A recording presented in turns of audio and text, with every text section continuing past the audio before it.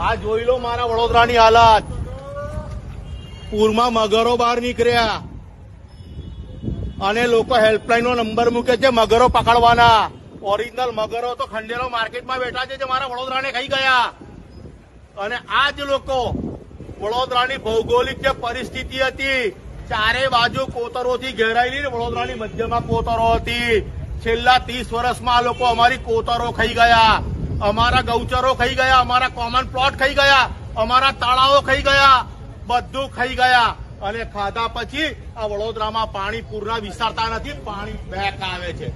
અને અમુક ચૂંટાયેલા પાંખો ફોટા પડાઈને વિડીયો ટ્રેક્ટરો લઈને નીકળે છે પોતાના વિડીયો બતાવવા માટે. ઓ ભાઈ, પાણીના બોટલ આપવાથી વડોદરા નથી તરસે નથી મરતું. તમે તો લોકોને છે ને પાણી પીવડાઈને મારી નાખ્યા. હરણી બોટકામની અંદર મારા 12 બાળકો, મારી બહેનોને તમે ડૂબાડીને પીવડાઈને મારી નાખી. બાકી હતું તો તમે બાળકોને સળગાઈને મારી નાખ્યા. અને તમે તો એટલા નિર્લજ્જ છો.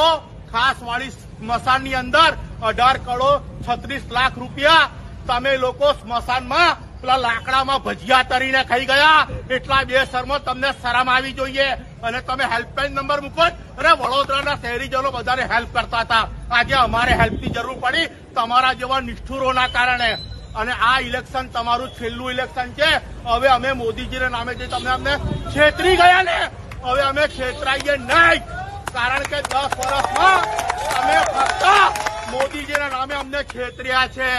અને આ જ વડોદરા છે. પ્રકાશ બ્રહ્મભટ્ટ કોકો એની ડિપોઝિટ જપ્ત કરી હતી. ઠાકોરભાઈ પટેલ એની ડિપોઝિટ અમે જપ્ત કરી હતી. એ વડોદરાના સંસ્કારીજનો છે. અમારા સંસ્કાર મૌન રહેવાનું છે, બંગડીઓ પહેરીને તાલી પાડવાનું નથી. આ તમારું ઇલેક્શન છેલ્લું. હવે વડોદરાના પોતાના સ્થાનિક સ્વરાજના ઇલેક્શનમાં વડોદરાવાળા પોતાના ઉમેદવાર પોતે નક્કી કરશે. અને તમારા કૌભાંડો અમે બહાર લાવીશું.